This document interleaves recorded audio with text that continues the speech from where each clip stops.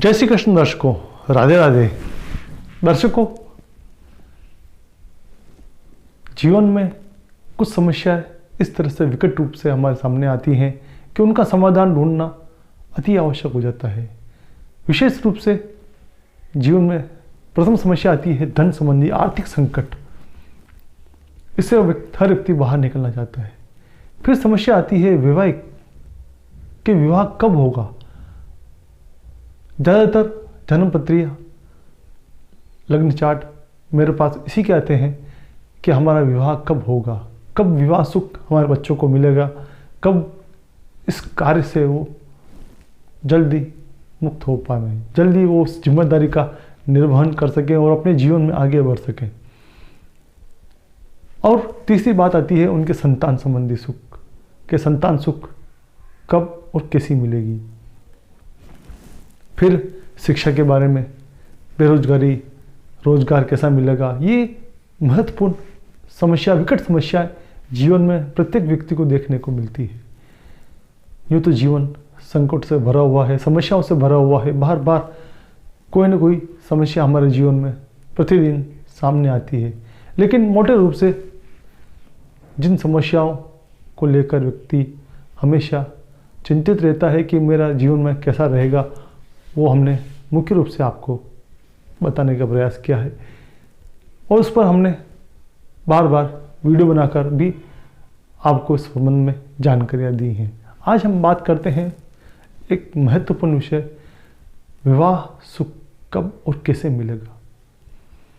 इस पर हम पूर्व में भी कुछ चर्चा कर चुके हैं। आज पुनः इसके कुछ नए बिंदुओं पर प्रकाश डालने का प्रयास करेंगे कि विवाह सुख जीवन में कब मिलेगा, शीघ्र मिलेगा या विलंब से मिलेगा, और उसमें बार बार अवरोध आने का क्या कारण है। इस पर हम आज चर्चा करते हैं। दर्शकों, ये होता है लग्न, और यहां से गिनने पर ये 7वां भाव, पति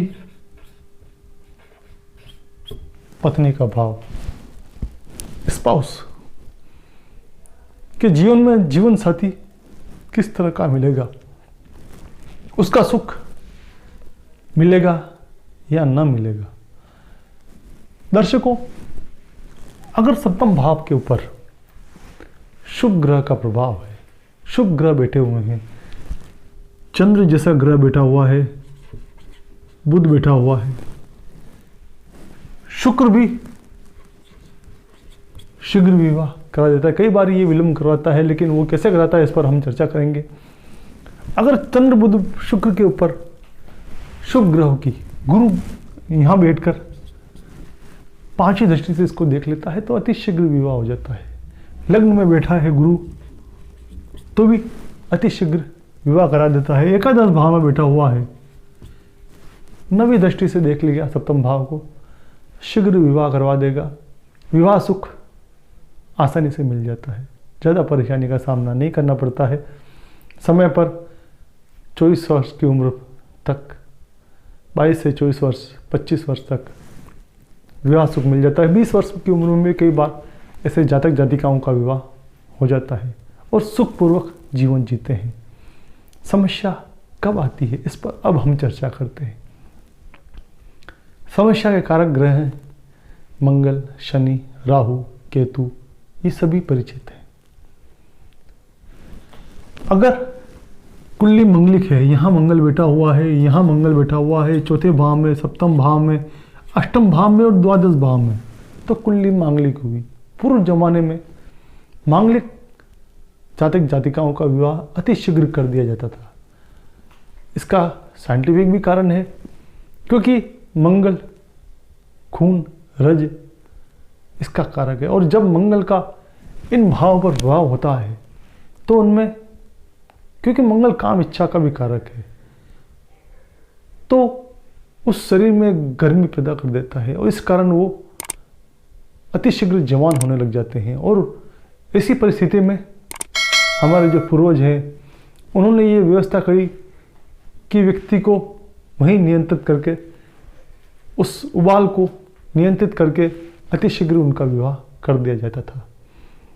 लेकिन आजकल समय बदल चुका है और वो समय जब विवाह का होता है तब बच्चा बच्ची पढ़ाई के क्षेत्र में अपना कैरियर बनाने में लगे रहते हैं और 22 से 24 साल की उम्र जब उसकी क्रॉस हो जाती है तो विवाह में उनका विलंब होना स्वाभाविक हो जाता है। धीरे धीरे वो लंबे समय के बाद उनकी शादियाँ हो पाती हैं।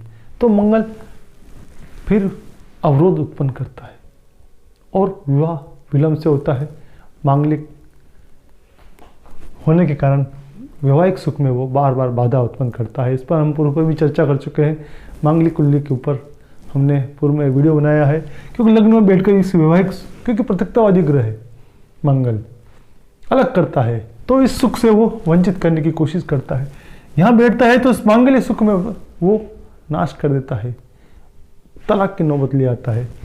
चौथे भाव में बैठेगा तो घर परिवार में क्लेश का वातावरण देता है। सप्तम भाव में दृष्टि देता है तो भी वो विवाह में विलंब करवाता है। सप्तम भाव में बैठने पर भी लग्न पर देखता है और इस भाव को से वो तलाक तक की नौबत ले आता है। अष्टम भाव में बैठेगा तो विधवा विदुर योग का निर्माण करता है। ऐसे जातक जातिकाओं का विवाह या तलाक हो जाता है या फिर दोनों में से कोई एक साथ छोड़ देता है। द्वादश भाव में बैठने पर सैया सुख का नाश करता है तो भी वो विवाह में परेशानी उत्पन्न करता है, विवाह सुख में बाधा उत्पन्न करता है। ये हुआ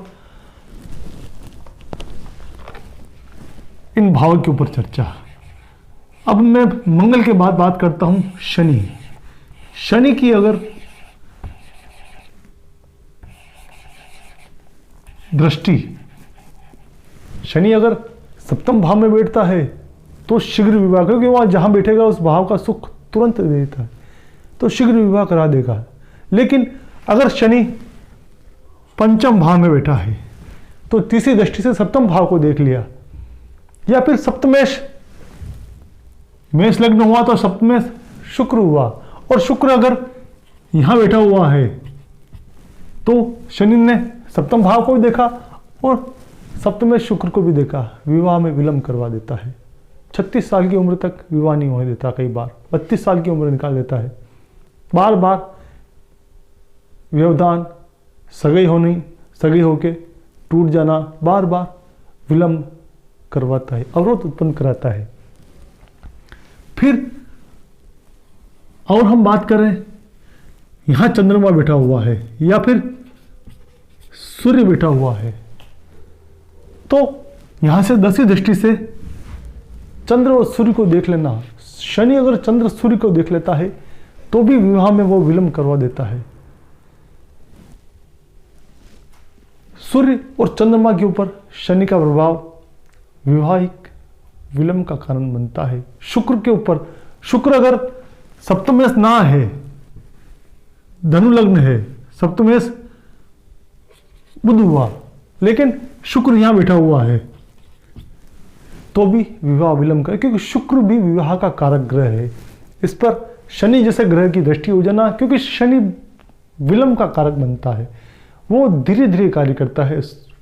काफी समय निकल जाने के बाद वो सुख की पूर्ति करवाता है और शुक्र विवाह का कारक है। तो शनि की उस पर दृष्टि पड़ी तो उस विवाह के कारण में विलंब करवा दिया। उस सुख को बहुत समय बाद देता है, जो सुख सही उम्र पर आने पर देना चाहिए उसमें उसने विलंब करवा दिया। शनि ने देख लिया, शनि भले यहाँ बैठा है, नवम भाव में बैठा, लेकिन शुक्र को यहाँ से तीसरी दृष्टि से देख लिया उसने तो भी विवाह में विलंब करवा देगा।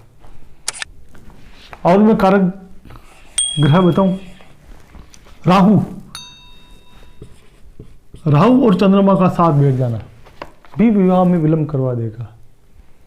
गुरु का अष्टम भाव में बैठ जाना, सप्तम भाव में बैठ जाना, ये भी इस भाव को के सुख की हानि कर देता है। सातवां भाव स्पाउस के भाव में गुरु का बैठ जाना स्थान हानि करवाकर उस विवाहिक सुख से वो वंचित कर देता है। और मैं बात करूं सूर्य जैसा ग्रह भी अगर सप्तम भाव में बैठ जाता है, द्वादश भाव में बैठ जाता है, शुक्र के साथ बैठ जाता है तो भी वो विवाह में विलंब करवा देगा। वैवाहिक सुख से वंचित, बार बार शादी टूट जाना, सगाई टूट जाना, इस तरह का योग सूर्य भी बनाता है, क्योंकि सूर्य भी पृथकतावादी ग्रह है, अग्नि तत्व लिए हुए ग्रह है। मंगल और सूर्य दोनों अग्नि तत्व ग्रह हैं और दोनों पृथकतावादी ग्रह हैं। भले शुभ ग्रह है सूर्य, पत्नी प्रशासनिक क्षेत्र की, गौरवर्ण की, आकर्षक, तेज, सुंदर, सब कुछ देता है, प्रभावशाली व्यक्तित्व देता है, लेकिन विलंब से अलग करवा देता है बार बार। क्योंकि सूर्य में एक बात देखी गई है, उसमें जो तेज है उसको सहन कर पाना किसी भी ग्रह के बस की बात नहीं, सबको वो अस्त कर देता है। और जब सप्तम भाव में सूर्य बैठ जाता है तो पति पत्नी में से अगर पति के बैठ गया या पत्नी के बैठ गया तो अपोजिट जेंडर स्पाउस का वो अस्त कर देता है, उसके प्रभाव को क्षीण कर देता है, अपना वर्चस्व दिखा के चलता है। और जब दो वर्चस्व की लड़ी आपस में होती है तो एक का अलग होना स्वाभाविक है, क्योंकि पति पत्नी का जो प्रेम है वो प्रेम और सामंजस्य का भाव है। यहाँ पर प्रेम और सामंजस्य चाहिए, वर्चस्व की लड़ी यहाँ पर इस भाव को बिगाड़ के रख देती है। और सूर्य जैसा ग्रह जब यहाँ बैठ जाता है, गुरु जैसा ग्रह जब यहाँ बैठ जाता है, तो वो वर्चस्व की लड़ाई ले आता है कि मैं अहम, मैं सबसे बली, मैं सब कुछ, वो मैं इस संबंध को खा जाता है। राहु भी यहाँ पर उस सुख से वंचित कर देता है। तो ये होता है पति पत्नी के सुख से वंचित करने वाले ग्रह सूर्य, मंगल, राहु, केतु, गुरु जैसा ग्रह भी, कई बार सूर्य भी, ये ग्रह इस सुख में बाधा उत्पन्न करते हैं। मंगल शुक्र का प्रभाव, कहीं पर भी मंगल और शुक्र बैठे हुए हैं और उस पर शनि की जैसे यहाँ बैठकर शनि ने तीसरी दृष्टि डाल दी तो विवाह सुख, कई बार कुंवारा जीवन भी जीना पड़ता है, क्योंकि मंगल भी वैवाहिक सुख के लिए, शुक्र भी वैवाहिक सुख के लिए, और उस पर शनि जैसे ग्रह का प्रभाव, दृष्टि हो जाना कुंवारा जीवन दे देता है, जीवन भर विवाह सुख से वंचित कर देता है। इस तरह के योग कई बार जीवन में नेष्ट करी हो जाते हैं। शुभ ग्रहों का प्रभाव, गुरु जैसे ग्रह का देख लेना, सप्तमेश का गुरु को देख लेना, तो इस प्रभाव को कमी कर देता है, उस सुख में वृद्धि कर देता है, उस सुख का लाभ दे देता है। तो दर्शकों, आज हमने विवाह सुख के ऊपर चर्चा की।